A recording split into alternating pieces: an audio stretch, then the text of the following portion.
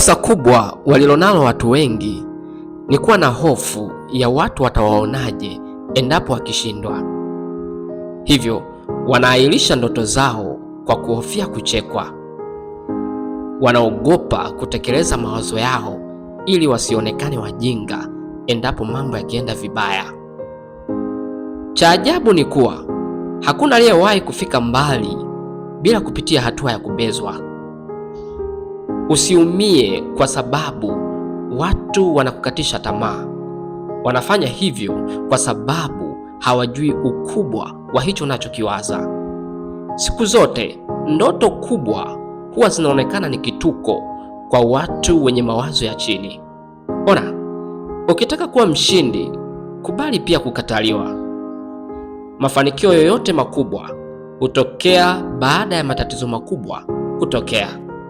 Hivyo, jifunze kubeba maumivu bila kulalamika, maana dunia itakupenda na kukukimbilia pale utakapoanza kung'aa kama nyota angani. Hata kumbikumbi hukimbilia sehemu ambapo taa imewashwa. Nini cha kufanya? Wewe washa moto wa mafanikio, uone ambavyo moshi wake utakavyowakera watu waliokudharau na kukucheka. Kwa nini uruhusu ile ndoto kubwa uliyowahi kuiota ife ndani yako? Ni kwa nini uache yale maono uliyokuwa nayo yazime kwa sababu ya watu watakuonaje? Sikia, ondoa hofu ndani yako na pambania unachokitaka. Ukweli ni huu, usifikiri hao waliofanikiwa hawakuwa na hofu kama ulionayo wewe. Ni vile tu walijilazimisha kuchukua hatua huku wakitetemeka. Watu wengi waliochekwa jana ndio wanaosifiwa leo.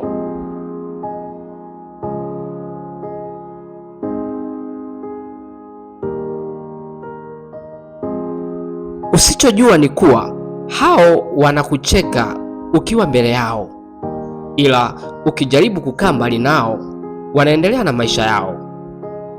Kwa nini upoteze future yako kwa sababu ya midomo ya watu wasiojua wanachokitaka? Michael Jordan alikataliwa na kuchekwa alipohitaji kujiunga na timu ya shule ya mpira wa kikapu, lakini hakukata tamaa. Alichagua kujinoa zaidi na kufanikiwa kuwa miongoni mwa wachezaji bora wa mpira wa kikapu kuwahi kutokea duniani.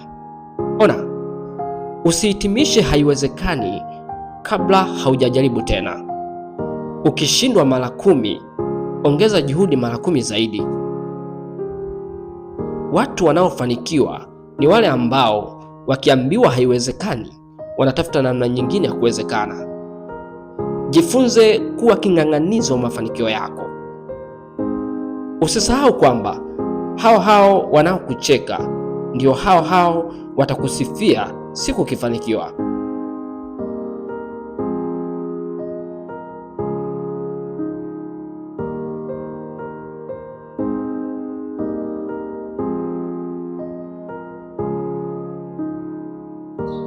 Nimejifunza kuwa mafanikio yana tabia ya kuficha historia za kushindwa.